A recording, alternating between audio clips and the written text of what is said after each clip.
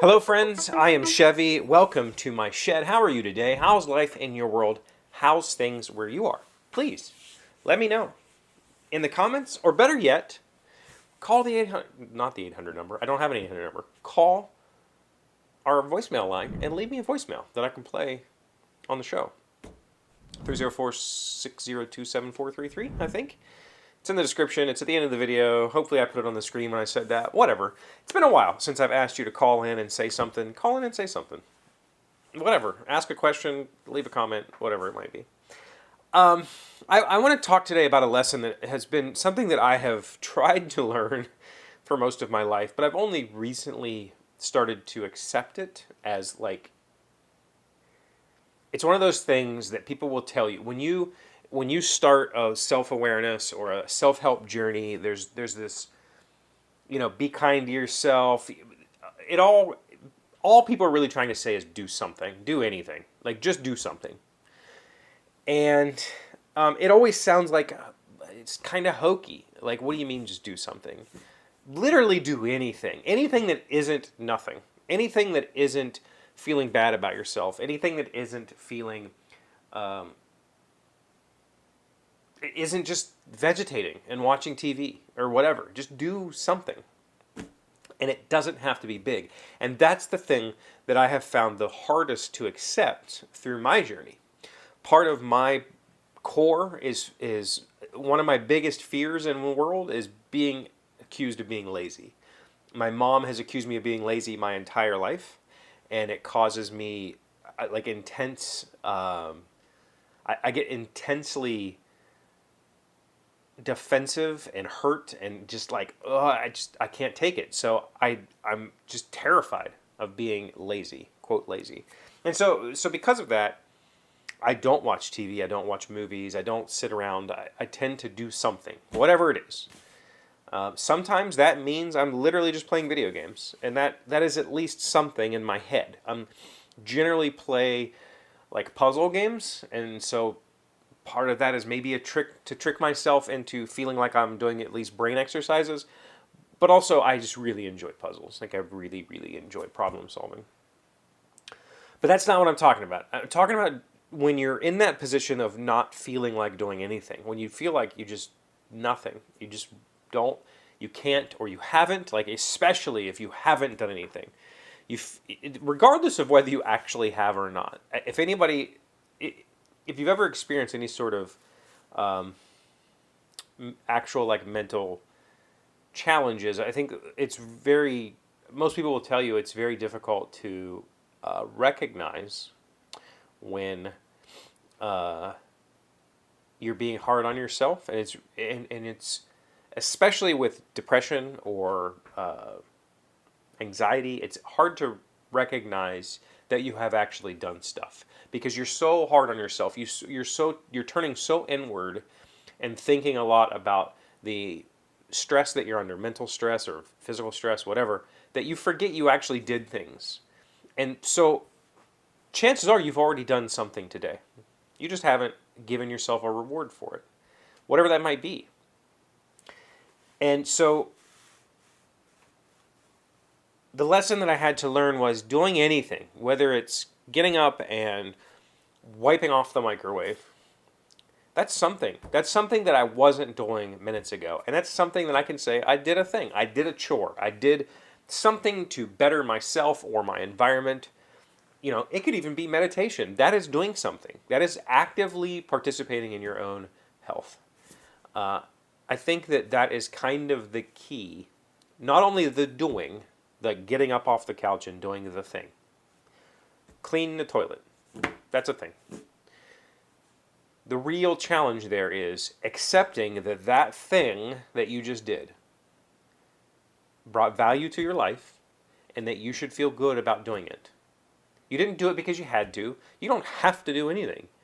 I mean, turn on hoarders. Those people don't do anything. Those people really don't do anything. That's not the person that you are, I hope. Or if it is, figure out a way to get out of that situation. You do stuff. Maybe you just don't give yourself credit for it. And that's the challenge I've had to learn. Yesterday, so to give you some context of where I'm coming from, I haven't been feeling right for the past like week and a half. Not necessarily physically or mentally. It's kind of a combination of everything. It started with maybe some gastro issues, but it's turned into this malaise, this kind of just fogginess, this not feeling quite right, and it's lingered. And so I haven't been able to really concentrate on work. I haven't been able to concentrate on relationships. I've just been kind of out of it, right? And yesterday was the first day in a while where I didn't have anything to do. There was nothing on the schedule. I didn't have kids. I didn't have softball. My parents didn't need anything. Em didn't need anything. I could just, if I wanted to, I could sit on the couch and just go to sleep. But there's things that I need to get done, right? My neighbor cut my grass last week. I needed to go out and do the final trimming. His riding mower doesn't reach all the corners of my yard. I need to go take my string trimmer out and do some trimming. I needed to clean out the flower beds. They've got disgusting growth in them. I want to tear them out. I said that yesterday and replace, but that's probably going to be a weekend job kind of thing. So at about 5 o'clock, I work ends at 4 for me. So actually, after work, I kept working for a little while on the side project. And then at about 5 o'clock, I was like, I'm just going to go do the thing. And I went outside and I just did the string trimming. I picked all the crap out of the thing. Bagged it all up, took the trash out. It was trash night last night. So I did that.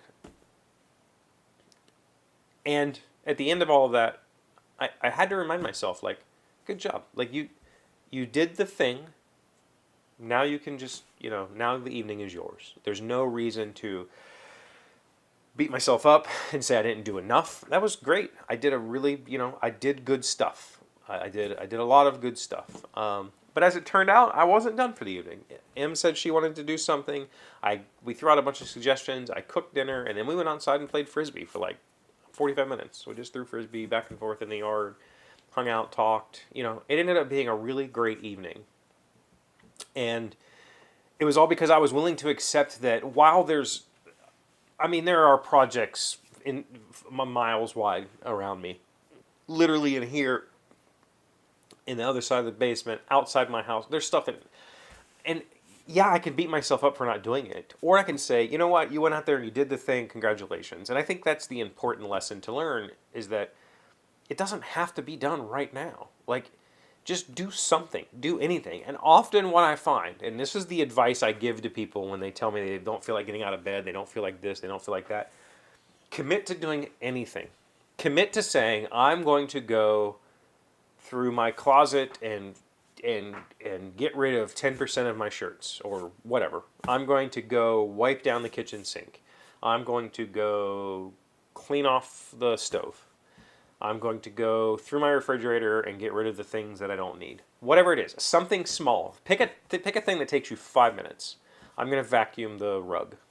I'm going to wipe down the door handles. Whatever it is, pick a thing that takes you 5 minutes and just do it. And it doesn't have to be anything. Like, just accept the fact that you're going to do something and you're going to feel decent about it when you're done. And then go do the thing. Yeah, you don't want to get out of bed because work is a task, school is a task, the world's falling apart, whoever's in office and whatever election and whatever. I'm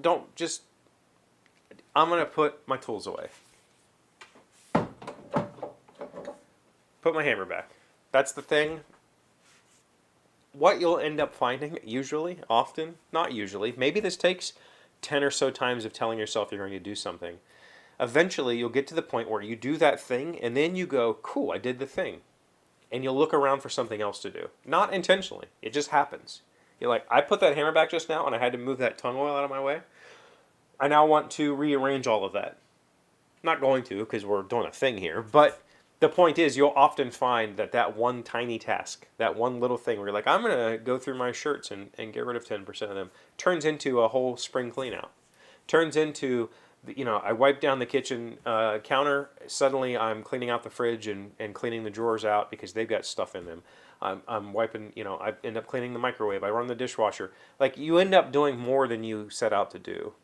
And at the end of all of that, the important part of this whole thing is to reward yourself. And that doesn't mean eat ice cream or, I mean, maybe it does. But reward yourself by saying, I did a good thing. I achieved today.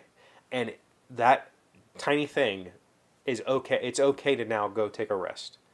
You don't have to work yourself to death in order to take a rest. Do the thing, and that's it. What do you guys think? Do you, like me in the past, do you often let things go to the point that you become overwhelmed and then you have to figure out how to claw your way out of it? Or do you do things incrementally? I have learned that doing the small things means that I don't have a massive disaster to clean up later.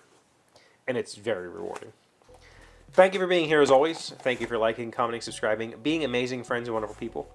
I really appreciate you. I very much appreciate if you'd call the line and leave a comment or ask a question. And I'll see you again tomorrow. Today's word you should know to sound smart is quaver. It is a verb to tremble and shake from fear, excitement, etc. Eloise positively quavered as she made her debut at her coming out party. Quaver. Quaver. For some reason that just sounds like wrong to me, but I know it's right. I know it's a word that I've heard and I understood it. Quiver? People say quiver around me. You quiver with fear, not quaver with fear.